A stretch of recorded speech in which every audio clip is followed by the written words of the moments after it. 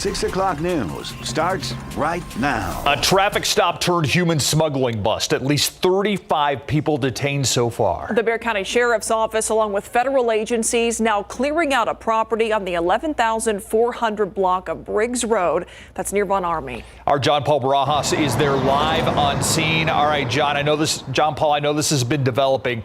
What do you know so far? Steve, Myra, according to the sheriffs, 35 to 40 men were found here on this property, many of them saying they hadn't eaten in 6 days. Now, you also mentioned federal authorities. Just moments ago, we saw 3 large vans from Border Patrol take off from here with people inside. Homeland Security Investigations is also here working in this case. Now, this bust is starting to clear out. A lot of the cars are already have taken off from here. But this bust all started because increased surveillance in the area that the sheriff says they've had a dramatic uptick in violent crime here in the county and an Atascosa area. That also led them to a similar bust on this same street back in February. During this traffic stop today, officials say when they tried to pull over a vehicle, a suspect took off running. He is still at large, but they say they know who he is. That man left behind 2 teenage girls in the car who thought they were going to Dallas. Sheriff Salazar believes they were actually going to be trafficked, saying regardless of what happens here at this scene, saving the 2 women's lives is a huge win. As for how many suspects there are, that is still unclear. Take a listen. Well, we've got several arrests now that are within the group. They do a good job of trying to blend in with the victims, right? So we don't know who the coyote is and who the victims are. But fortunately, we do a pretty good job of talking to the victims, and they point out to us in many cases who's who. At this time, they did find 3 stolen trucks, but no drugs or guns. But just before our 5 p.m. newscast, they actually executed a search warrant for this first corner house. So we'd still have to wait and see what, if anything, they find at that home. John Paul Barajas, KSAT 12 News. We'll keep following it. Thank you, John Paul. New at 6, a 19-year-old woman sentenced to 8 years in prison as part of a plea agreement in an intoxication manslaughter case. She hit and killed a woman who was waiting for a bus. Melanie Gaitan entering a plea of no contest to a lesser charge of manslaughter. In March of last year, Gaitan was driving drunk when she hit and killed Monique Rodriguez at a bus stop on Culebra Road and Navidad Street. Rodriguez was on her way to start a brand new job. Rodriguez's mother spoke to Gaitan today at her sentencing. You took my daughter. Not only did you take my daughter from me, but you took her from her daughter, who was only 3 years old at the time. Melanie Gaitan is not eligible to appeal her sentencing in this case. A mother claims her son was likely shot and killed by someone he knew. Tuesday morning, 31-year-old Corwin Davis shot inside his own home in southeast Bexar County, located in the 11,700 block of Loop 107. It happened on Tuesday morning. BCSO detectives haven't disclosed what led to the shooting, but say they found Davis in his bedroom with several gunshot wounds. No suspect or getaway vehicle have been identified by detectives, but again, Davis's mother believes her son knew the shooter. He was inside his home, and whoever it was, he knew them because he let them in. It wasn't a forced entry, you know, and they shot him and fled, but there was no break-in. Davis leaves behind an 8-year-old daughter. The family says they are determined to get justice. It started as a fast food fist fight, but it led to something much more serious. San Antonio police say a woman in that fight was run down on purpose. This happened in the parking lot of a McDonald's on South W.W. White Road near I-10. As Katrina Weber reports, police are still looking for that driver.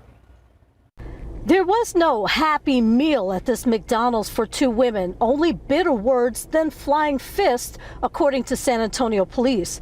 But officers responded after that indoor fight turned even more violent outside in the parking lot. Police say they were called to the 100 block of South W.W. White after one of the women repeatedly rammed into the other with her SUV. They say the 19-year-old victim was walking out of the restaurant after 9:30 last night when she suddenly was hit by the vehicle and knocked into another one. And the apparent attack didn't end there. Police say after hitting the woman, that driver kept going with her still on the hood of the SUV. They slammed into the door of this garbage dumpster. And you can tell from the damage here just how hard they hit. The woman was seriously hurt, rushed to a hospital. Police say she's stable today. The driver took off, but police seem to know who she is. They describe her as a 36-year-old woman, someone who likely faces serious charges when she's caught. Katrina Weber, KSAT 12 News. A woman taken to jail kicking and screaming, accused of trying to rob several people at gunpoint and a failed carjacking attempt on the west side this morning.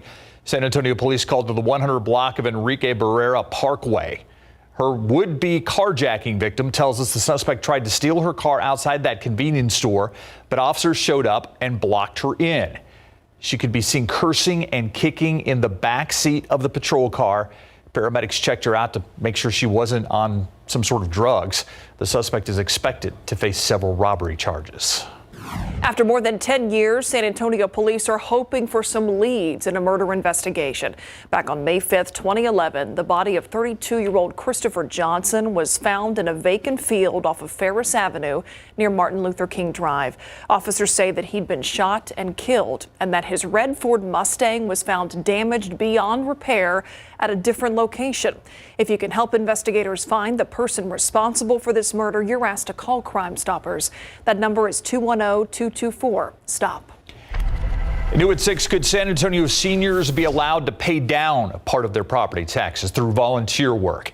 It's an idea that a West Side City Councilwoman is asking the city to explore.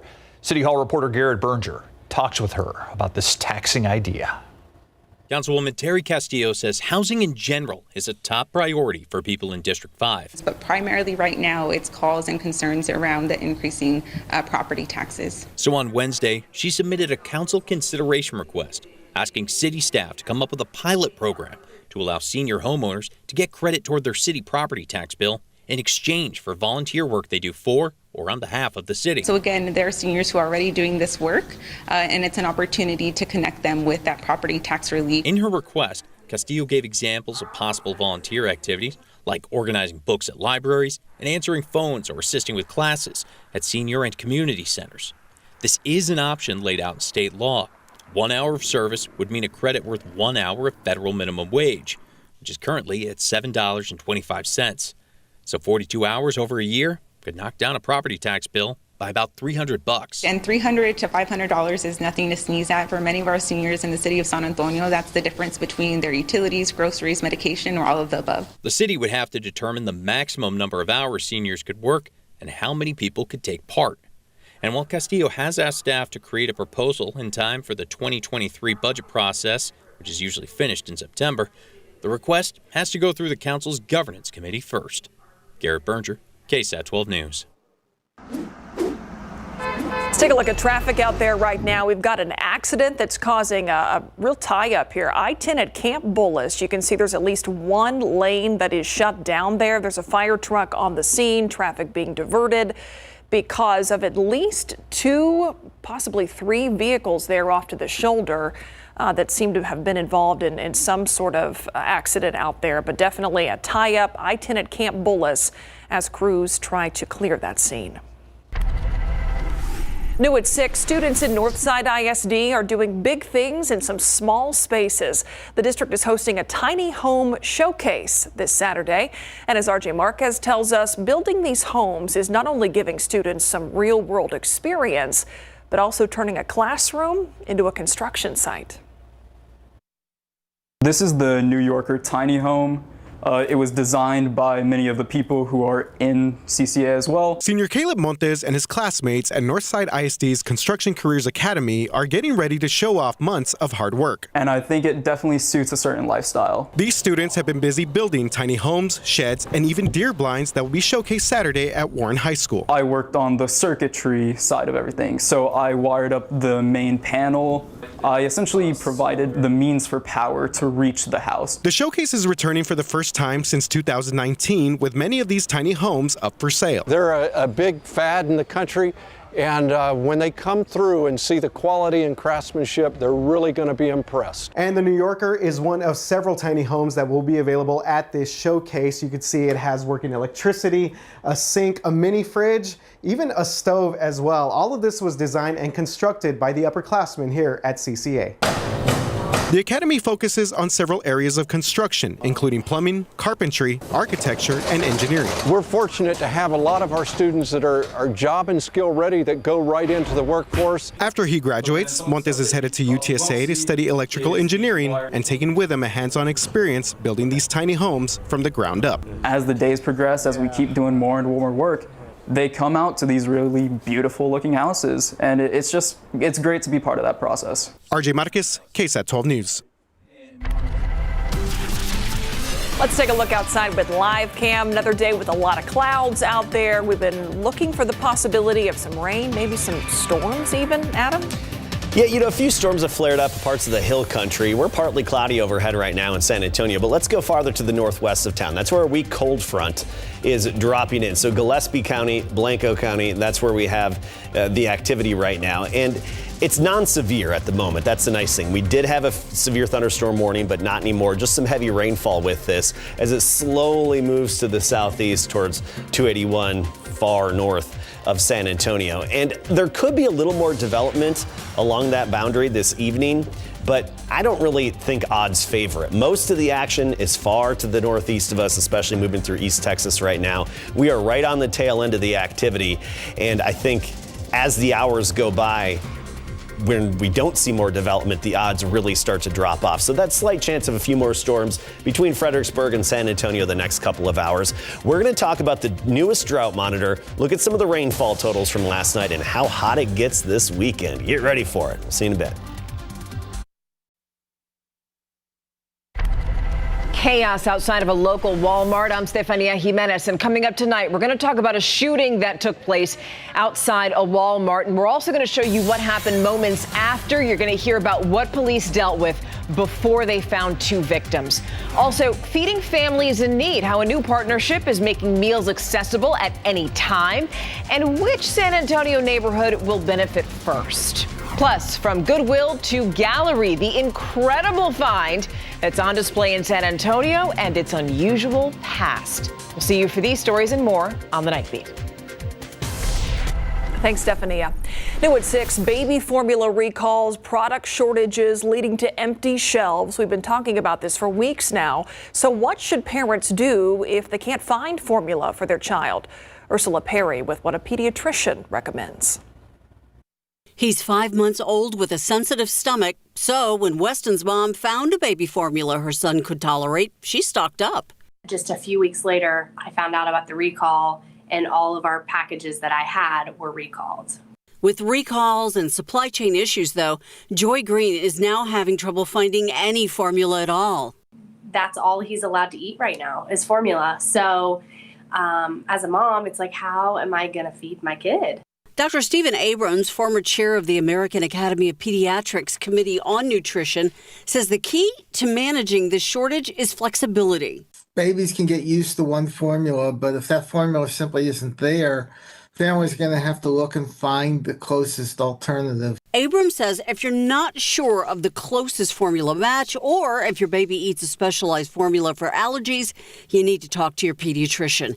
He says do not introduce solid foods or cow milk to your child early.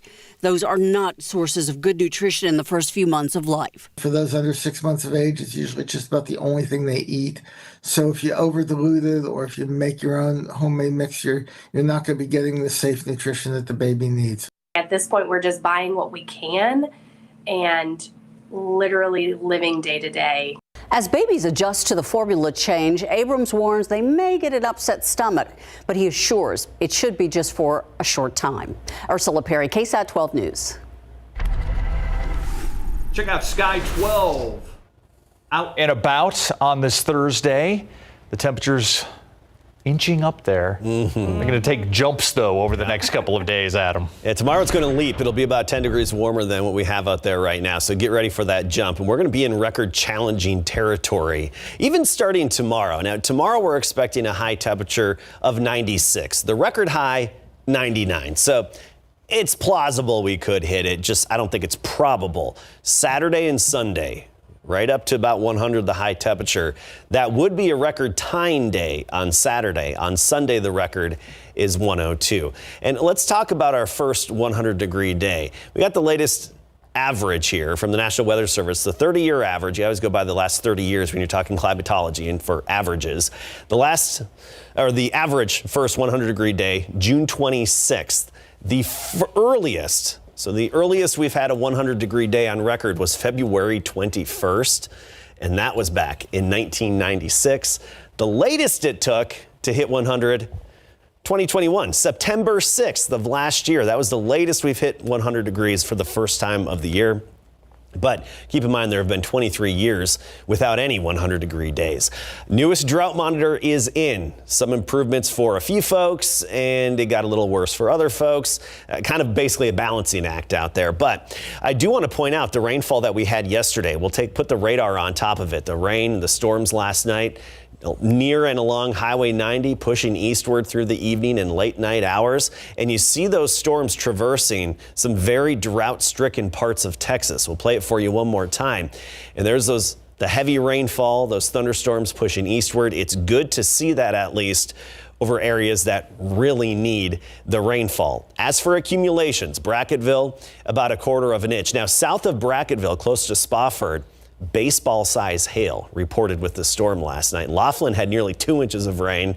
Hondo, 1 inch. Medina Lake, about 1.4. Dean Davis and Mico had 1.7.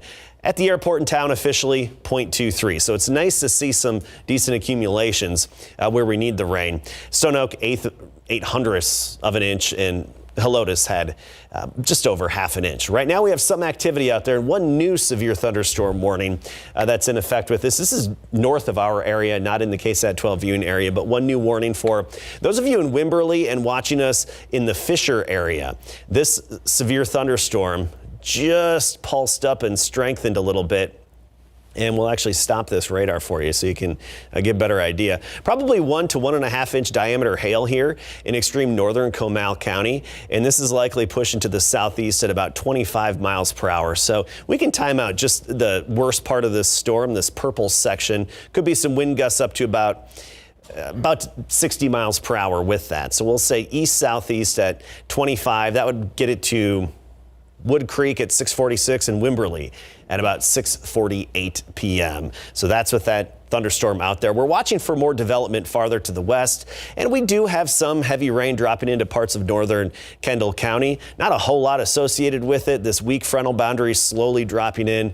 We could see more development over the next couple of hours between San Antonio and basically Fredericksburg, but we don't anticipate a whole lot of coverage with that action. So you look at the rain chances for around town over the coming hours, 30% at 6 p.m., 9 p.m. down to 20%, and by midnight, 0% chance.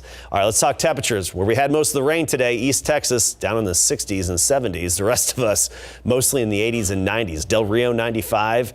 87 though in Kennedy, 86 Carrizo Springs, and locally for the most part 80s to just 90. Stinson at 90 along with Pleasanton and Devine 91. Tomorrow morning, mid 60s. So actually a little drop in temperatures tomorrow morning compared to the past few mornings. And by tomorrow afternoon, we make it well into the 90s. 98 Port SA on the west side, 98 Poteet, 96 Rio Medina, Nixon Smiley 98 along with Floresville. And here's the details for tomorrow in the 12-hour forecast. Wall-to-wall sunshine from 7 a.m.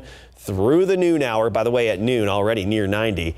And then a light breeze at only 5 to 10 miles per hour. The weekend, we talked about it, nothing but sunshine right up near 100. And we only trim off a few degrees into next week. All right. 100. Yeah. Hooray. Yeah. It's got to be. Larry's very excited over there. With Mother's Day, right? Yeah. So okay, let's talk NBA playoffs. Because I don't want to talk about 100s anymore. Yeah. The NBA playoffs, they're always rough. They're always physical.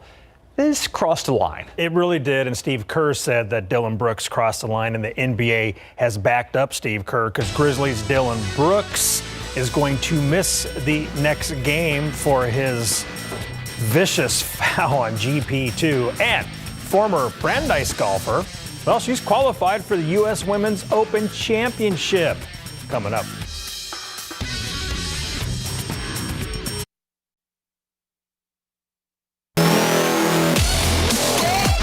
Memphis Grizzlies guard forward Dylan Brooks was suspended 1 game without pay for a hard foul that injured Golden State Warriors Gary Payton II. Dubs head coach Steve Kerr said Brooks crossed the line and the league agreed, saying Brooks made unnecessary and excessive contact. Brooks will miss Game 3 Saturday night at Golden State. The incident, for which Brooks was assessed a flagrant foul 2 and ejected, occurred with 9:08 remaining in the first quarter of the Grizzlies' 106-101 win versus the Warriors in Game 2 of their playoff series Tuesday night in Memphis, and that series is tied at 1-1. No Joel Embiid means big trouble for the Philadelphia 76ers, who lost in Miami last night 119-103. Miami leads that Eastern Conference playoff series 2-0. Embiid is out recovering from an orbital fracture and concussion that he suffered in the Sixers' first-round clinching win at Toronto. The Sixers' offense is struggling big time without their MVP finalist. Early offense is vital without Joel. You know, half-court offense with Joel's easy. You know, he attracts so much attention. Half-court offense without Joel on the floor, that's what we have to get James and Tyrese and Tobias, who I think has been amazing throughout, in the right places. Doc added Embiid still has hurdles to get over. Game 3 is tomorrow night in Philly. University of the Incarnate Word golfer Joe Buenfeld was named the Southland Conference Golfer of the Year today. The freshman is having a fabulous season. He had a low round score of 68, 2 rounds in the 60s, 9 par or better rounds, and was the first UIW male golfer to win the individual title at the SLC Championship. Yesterday, during his NCAA Men's Regionals watch party, we asked Joe, who's from Southampton, England, why he picked Incarnate Word. I always wanted to play golf in America for college because it's an opportunity you don't get at home because the weather's not good enough and the schools don't offer the sort of facilities and coaching they do here. So that's probably one big reason. And then I liked the idea of coming somewhere warm. San Antonio, perfect. Incarnate Word's a really nice school. Like, I saw it online before because of COVID, I couldn't come out. And it just really appealed to me. I liked that it was quite small. What they offer as the golf team's really good, so that's the main reason. Joe will compete at the Bryan Regional in College Station May 15th through the 18th. Xavier golf standout Emma McMyler is all smiles in this picture because she qualified for the 77th U.S. Women's Open Championship. Playing in Columbus, Ohio yesterday, the Brandeis High School alum placed second in a field of 63 golfers with a 36-hole score of 141, 3 under, earning one of 3 automatic qualifying spots. On top of that, the sophomore recently helped Xavier win its 3rd straight Big East Championship. I had been working pretty hard leading up to the event, and I think last year I felt a little bit more pressure and things like that, but this year I really just try to have fun with it and take it one shot at a time, stick to our game plan, and I really hit the ball well. I hit a lot of greens, and the greens were small, so hitting the greens out there was key, and it gave you a good look at birdie, and I was just able to roll in a few, so everything really came together last week.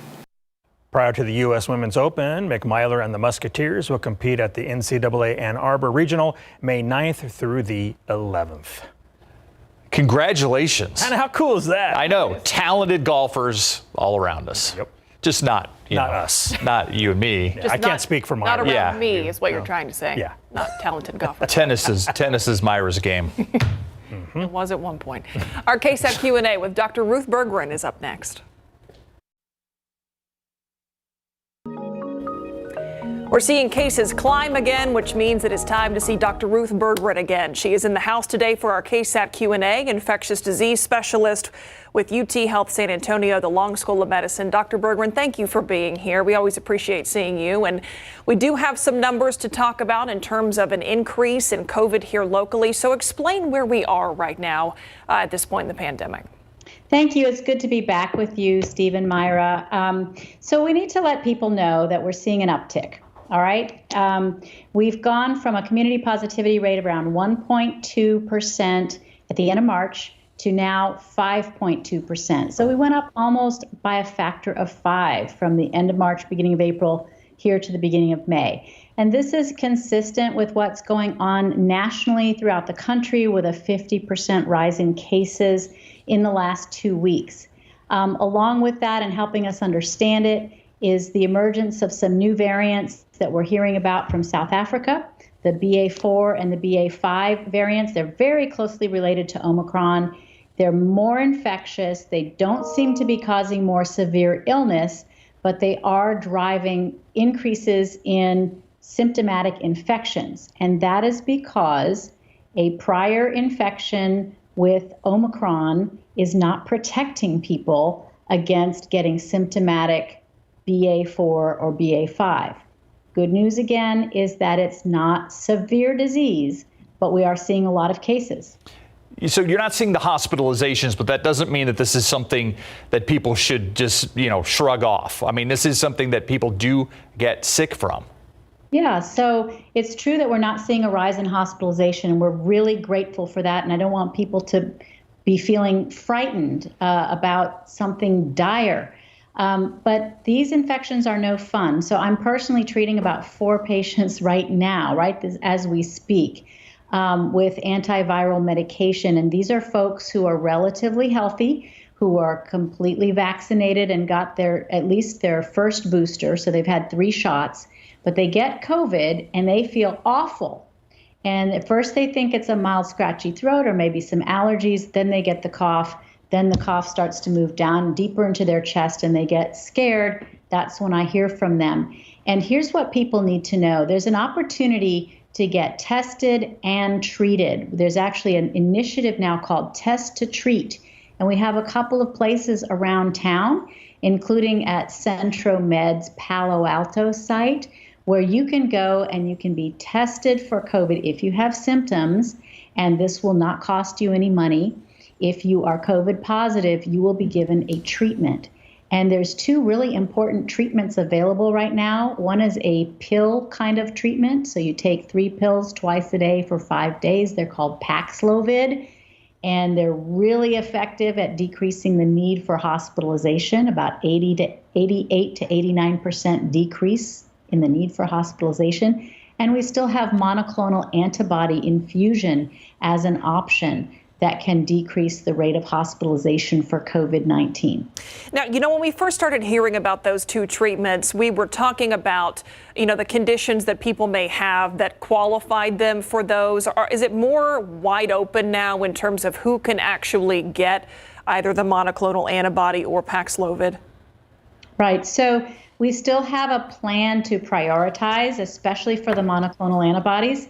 Anybody who's going to go get that infusion has to have a healthcare provider put in data about them on a portal. And that will include how old they are, whether they have high blood pressure, whether they have high body mass index, they're overweight, that's a risk factor. And then based on all of the number of comorbidities, meaning additional risk factors, those people will get in line prioritized.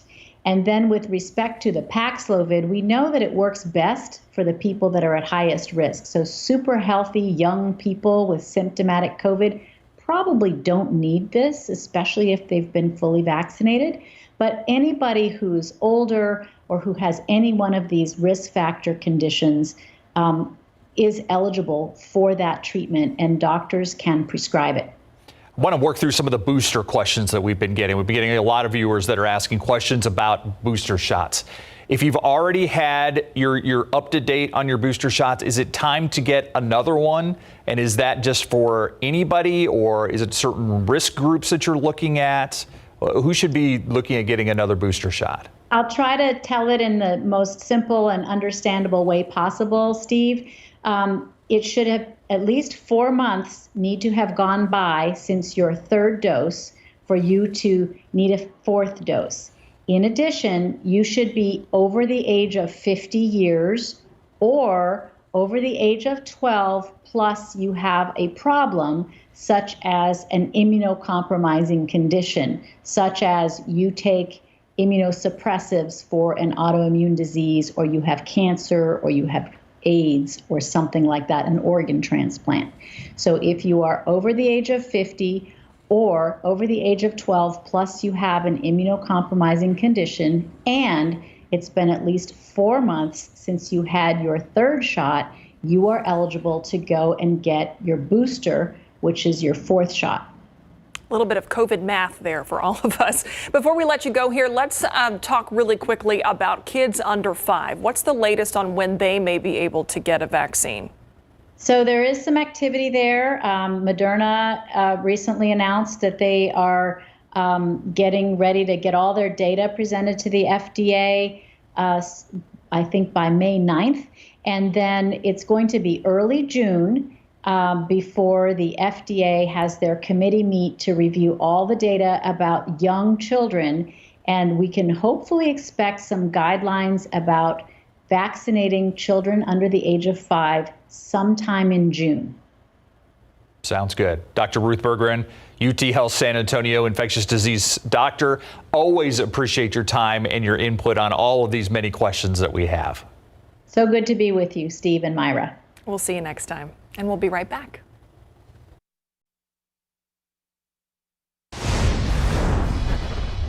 Caught on camera in Oklahoma, a tornado ripping through a pot farm near Oklahoma City. A storm chasing chopper catching the destruction in Maud as the twister plowed through the property, tearing up buildings and other structures. Yeah, this is just one of the reported tornadoes that were spawned from yesterday's storms in Oklahoma and Texas.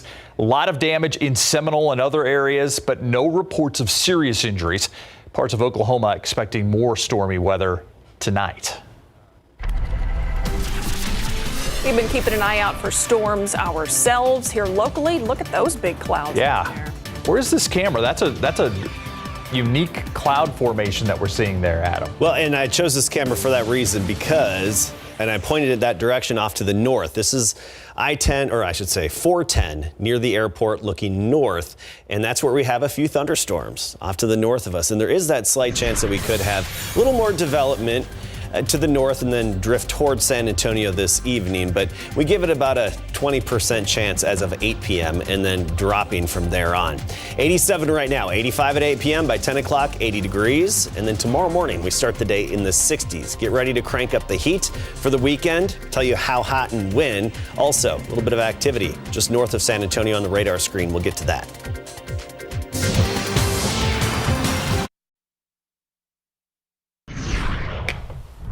All right, we got some storms that we're watching out there with those big clouds we just showed you, Adam.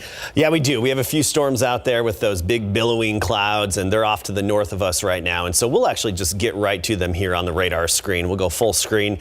You can see the clouds building north of San Antonio, but nothing locally right now. And there's the off chance we could see a storm or two drift our way in the coming hours. We just think the coverage would be very limited, so odds don't exactly favor it all that much. But looking at the radar screen at the moment, one severe thunderstorm warning that's just for northern Comal County and stretching up into Caldwell County, or Hays County, I should say, moving into Wimberley right now. It does look like this storm has weakened a little bit over the past 30 minutes or so, but those of you watching in Fisher and north of Canyon Lake, you can see it and hear it if you're around Canyon Lake.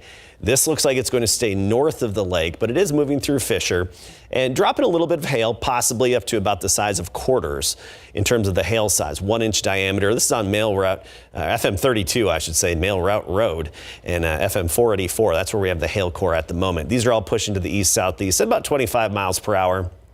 More than anything, it's actually pretty good rainfall that's falling here in northern Comal County and even up into Hays County as well.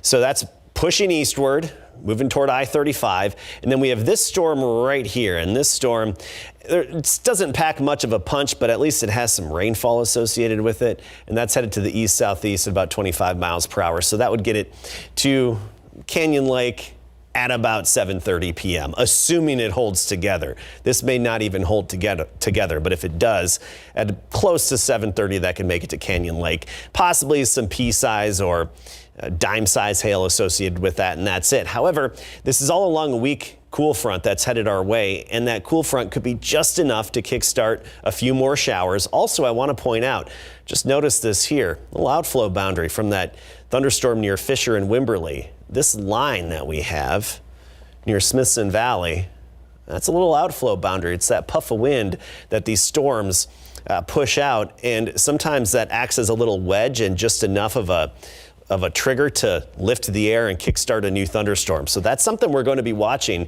That outflow boundary is headed due south basically right along 281, and in the coming hour or so could flare up its own thunderstorms because we have the instability in place. The conditions are there. We just need the right triggering mechanism to get those storms going. So we'll watch that outflow boundary for that off chance of a few more storms developing here over the next couple of hours. Big picture shows most of the activity East Texas today. That's the part of Texas where we really don't need the rain all that much. They've been getting a good portion of the rain this whole spring. They've been getting showers and thunderstorms. They've been getting the action. We've been on the tail end of it. And again, as usual, we're right on the tail end of it. So going forward this evening, a 30% chance dropping off to a 20% chance. Basically, we're watching that outflow boundary. But the clouds look cool, right? The storms off to the north. 87 degrees, a dew point of 73. It's humid outside. It's sticky. Bulverde, Canyon Lake, dew points of 74. Stinson, 75. We feel that humidity. Here's what's going to happen tomorrow and Saturday and Sunday. The mornings will be humid, but the afternoons will have a little break in the humidity. The drier air mixes down. Remember, dry air heats up more efficiently. That's one reason why we're expecting the temperatures to spike the next 3 afternoons to record challenging territory. For the most part, we're in the 80s to near 90 at the moment. 86 New Braunfels, Canyon Lake 83, likely to cool off a bit more with that nearby thunderstorm. And your KSAT 12-hour forecast shows 66 at 7 a.m. tomorrow. Nothing but sunshine. By noon, sunny and 87. Then 96 for the high temperature in the afternoon. Wall-to-wall sunshine all day. Not much of a breeze either. You're not going to notice much of a wind tomorrow.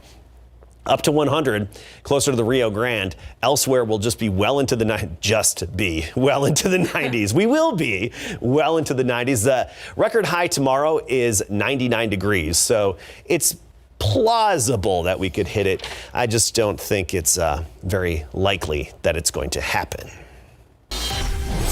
Whereas the record highs this weekend, 100 degrees on Saturday, and we do right now forecast to tie that record high temperature.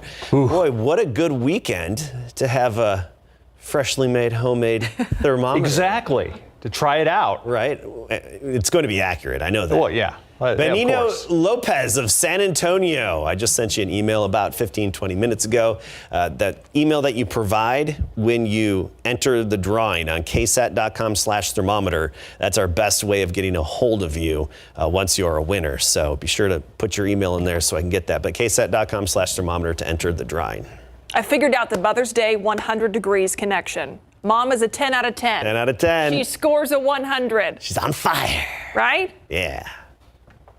Any enthusiasm? Love it. Okay. In case you missed it, it's coming up next. Trying to make it sound better. No, I like it. Yeah, I'll go with. Here's today's In Case You Missed It. Today, San Antonio City Council unanimously voted to approve a $450,000 settlement in the wrongful death lawsuit of Antoine Scott. He was killed by an SAPD officer back in 2016. The vote was quickly approved by the council without any additional discussion. This was the scene last night shortly after 9. San Antonio Fire Department was called out to the Aspire apartment. Heavy flames were showing from the center of the building when firefighters got there.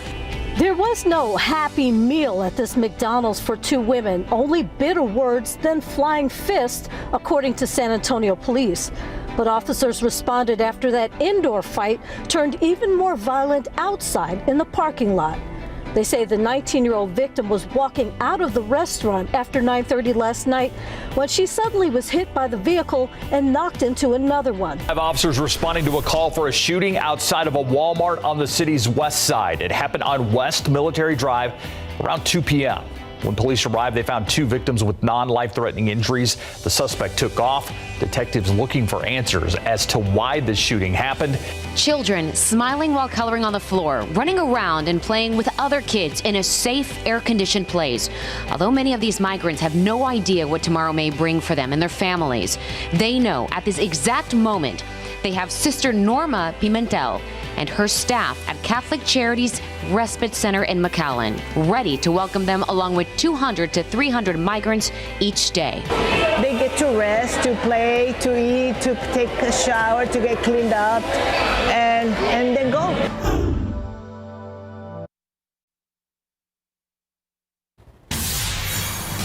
It is not a record-breaking find, but this 2.38 carat diamond was found in Arkansas. Adam Hardin found the rock known as a brown diamond last month at the Crater of Diamonds State Park. It's about the size of a pinto bean and worth more than $10,000. Wow. Hardin said he's already sold it, bought a car. This isn't his first find either. He has found hundreds of smaller diamonds in the past decade. He plans to keep looking for more so he can find an even bigger one. Maybe get an even bigger car. Maybe you could buy a gallon of gas with that next one, huh? Yeah. There you go. Okay, looking at the radar, we have this outflow boundary, which is that cooling breeze that's kicked out of thunderstorms. This outflow boundary that's pushing southward. This is it. I'm drawing the white line here. And as it moves southward towards San Antonio, it could kickstart a few more thunderstorms. It already started this little batch here near Canyon Lake that is heading into Canyon Lake. So this is a fresh shower and thunderstorm moving over Canyon Lake. We're going to watch this for development, and I may be doing a live app cast here as we see more development. So stay tuned to your KSAT Weather Authority app and allow notifications so you'll know. All right. Thank you, Adam. See you at 10.